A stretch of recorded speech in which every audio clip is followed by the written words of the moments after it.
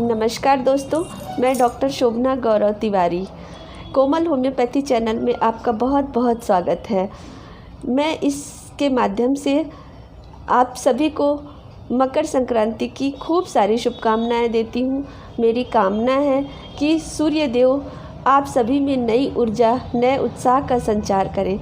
इस साधारण जीवन को महान बनाने के लिए हमें सिर्फ एक ही कार्य करना है कि हमें आनंदित होकर जीना है और हमें अपने आसपास आनंद की किरणें बिखेरना है, खुशियों से रहना है, प्रेम से रहना है। आप सभी जानते हैं कि जीवन में 3 चीज़ें बहुत आवश्यक रूप से होती हैं, जिसमें सबसे पहला है गति, मतलब मूवमेंट। जैसे ही जीवन की उत्पत्ति होती है उसमें गति होना शुरू हो जाता है। आपने देखा होगा जब बच्चा पैदा होता है तुरंत ही छटपटाने लगता है, हाथ पैर चलाने लगता है और थोड़ी देर बाद वह ज़ोर ज़ोर से रोने लगता है और फिर उसे भोजन की प्राप्ति हो जाती है, उसे दूध पिला दिया जाता है तो चुप होकर सो जाता है, बड़ी शांति से चुपचाप सोया रहता है। और यही सोने की प्रक्रिया में ही हमारे शरीर का वृद्धि एवं विकास होता है। शारीरिक, मानसिक सभी प्रकार की क्रियाएं होती हैं जो हमें पता ही नहीं चलता है। अर्थात कहने का अर्थ यह है कि हमारे जीवन को सुचारू रूप से चलाने के लिए, जीवित रहने के लिए जो इकाई है वह भोजन है। तो भोजन को हमें बड़े प्रेम से करना चाहिए, बड़े ही आदर भाव के साथ, प्रेम से चबा चबा कर बड़े ही आनंद के साथ भोजन को ग्रहण करना चाहिए। हमारा जो शरीर है वह बहुत ही कीमती है, इसमें कुछ भी पेट भरने के लिए नहीं डालना चाहिए। जो सामने आ जाए, चाहे वो शरीर के लिए हानिकारक है, हम जान रहे हैं तो भी उसे ग्रहण कर लेते हैं, तो यह चीज़ गलत है। हमें भोजन के मामले में शुद्ध सात्विक भोजन करना चाहिए, प्रेम से भोजन करना चाहिए। हड़बड़ी में चलते चलते या फिर कुछ भी जो मिल रहा है वो ऐसे भोजन को प्रेम से करने से, संतुष्टि के साथ करने से या फिर बड़े आदर और सम्मान के साथ करने से आपके शरीर को बहुत ही सुकून मिलेगा और जो शरीर की वृद्धि एवं विकास है, जो मानसिक शांति है, उसकी प्राप्ति होगी और आपका जीवन कुछ ही दिनों में बदलने लगेगा। इसके लिए एक वैज्ञानिक का प्रयोग मैं आपको बताती हूँ कि किसी साइंटिस्ट ने 3 जार में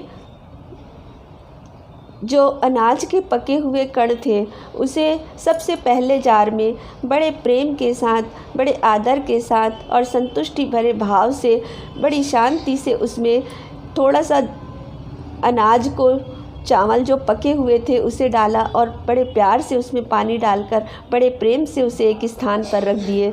और दूसरे जार में बिना किसी भाव के बस अनाज को डाला और उसमें पानी डाले और उसे रख दिए बिना किसी भाव के। और तीसरे जार को बड़े ही दुर्भावना से, बड़े ही गुस्सा होकर, ईर्ष्या से, द्वेष के साथ, गाली देते हुए उस जार में पानी भर कर रखे।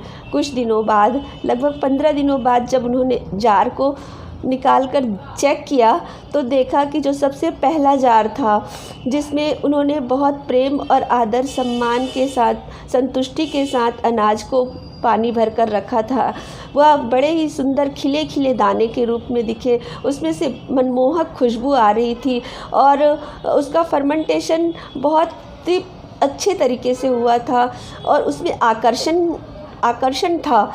जो दूसरा जार था वो आधा सफ़ेद हो गया था और आधा काला हो गया था और उसमें कोई क्रिया नहीं हो रही थी, ना उसमें आकर्षण था और ना ही उसे देखने की इच्छा हो रही थी। और जो तीसरा जार है, जिसमें बड़े ही दुर्भावना के साथ अनाज में पानी डालकर रखा गया था, वह पूरे तरीके से काला हो गया था और उसमें से दुर्गंध आ रही थी और उसे बिल्कुल भी देखने का मन नहीं कर रहा था। सोचिए, जब हमारी भावना जो है वो